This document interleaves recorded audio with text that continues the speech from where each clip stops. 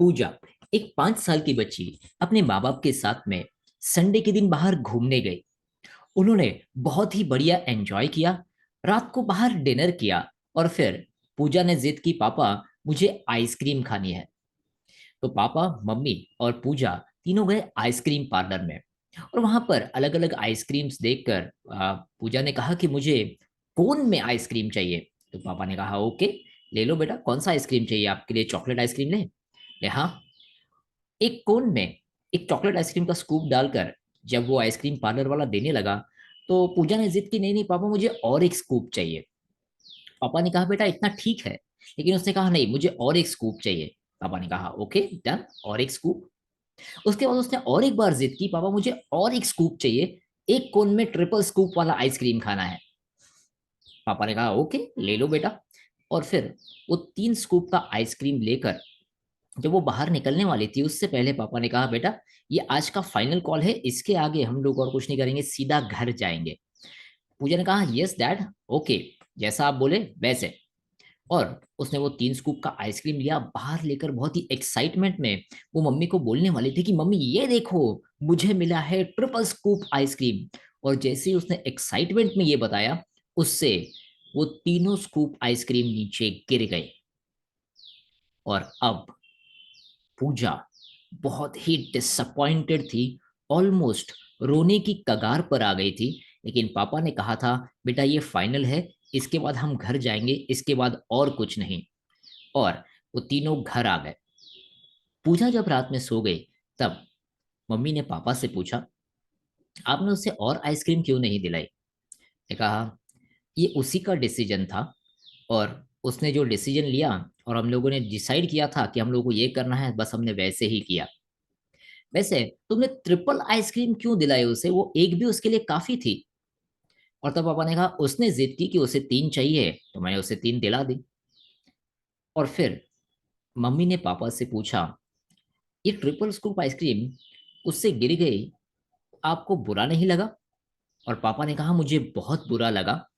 लेकिन देखिए, कुदरत का ये नियम है कि जब भी आपको कुछ मिले, उससे पहले अपने आप को उसके लिए तैयार करना होगा। और अगर हम उसके लिए पूरी तरह तैयार नहीं हैं, तो वो हमें फेलियर देता है। ऊपर वाला वैसे ही करता है, हमें लाइफ में कुछ देता है, उसके पहले वो चेक करता है क्या आप उसे लेने के लायक बन चुके हैं या नहीं बन चुके।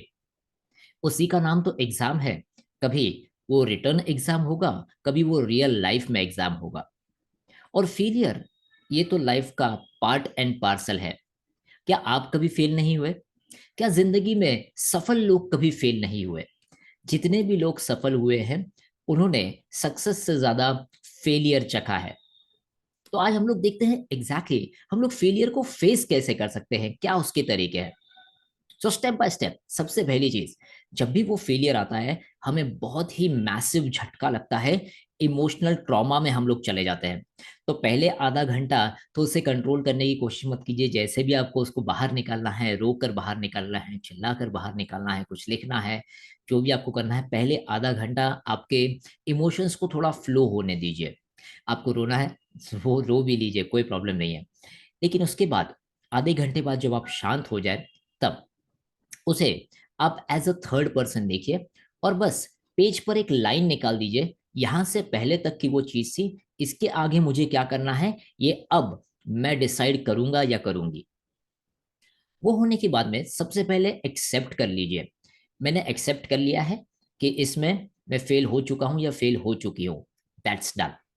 अब ये फेलियर क्यों आया, उसका एक छोटा सा लिस्ट बना सकते हैं, 5 7 10 रीजन का। और एक बार जब वो लिस्ट बन जाए, उसके बाद आपको उसके आगे लिखना है, ये जो फेलियर का कारण है, ये मेरे कंट्रोल में है या मेरे कंट्रोल के बाहर है। कभी कभी कुछ चीजें आपके कंट्रोल में नहीं होती है, और कुछ चीजें आपके कंट्रोल में होती है, और आप उसी को चेंज कर सकते हैं जो आपके कंट्रोल में है। जो आपके कंट्रोल में नहीं है, वो आप कैसे चेंज करेंगे? तो इससे आपको यह पता चल जाएगा कौन सी 4 5 चीजों पर मुझे काम करने की जरूरत है। और बस उसके लिए आपको एक प्लान बनाना है और उसे एग्जीक्यूट करना शुरू करना है। भाई, अब ये तो हम लोग साथ में कर रहे हैं, इसी के साथ साथ में हमें ये भी ख्याल रखना है कि हमें एक हमारा ऐसा ग्रुप बनाना है, एक ऐसी टीम बनानी है, एक ऐसे मेंबर्स का हमें मास्टरमाइंड या ऐसा ग्रुप बनाना है जिसके साथ में हम हर चीज शेयर कर सके और वो हमें ऐसे मौकों पर सहारा दे सके। और ये तभी बनता है जब आप उस टीम के साथ में एक इमोशनल बैंक अकाउंट बनाते हैं और उस इमोशनल बैंक अकाउंट में समय समय पर डिपॉजिट करते रहते हैं। इमोशनल बैंक अकाउंट में डिपॉजिट अलग अलग तरीकों से होता है, जैसे साथ में आउटिंग पर जाना, उनके सुख दुख में आपको उनको सहारा देना, उनसे साथ शेयरिंग करना, या फिर ऐसे ही फ्रीक्वेंट आउटिंग पर जाना, उन्हें अच्छा फ्रेंड बनाना। ऐसे कुछ चीजें आप कर सकते हैं। तो इमोशनल बैंक अकाउंट बनाइए और ऐसी टीम आप बनाइए। And then gear up for the exam next time. अगर ऐसा ही सिचुएशन बाद में वापस आएगा तो आप उसे कैसे फेस करेंगे। कभी कभी वो सिचुएशन वापस आने वाला है, कुछ टाइप में ऐसा होगा कि वो सिचुएशन नहीं आने वाली है। तो उस समय अपने आप को पूछे, what is the blessing in disguise. इस चीज में क्या ब्लेसिंग मुझे मिली है। मेरे पास में एक करियर काउंसलिंग के लिए लड़की आई जिसे JEE में बहुत कम मार्क्स मिले। उसने 2 साल बहुत मेहनत की थी, बहुत कम मार्क्स मिले थे, बहुत डिजेक्टेड थी।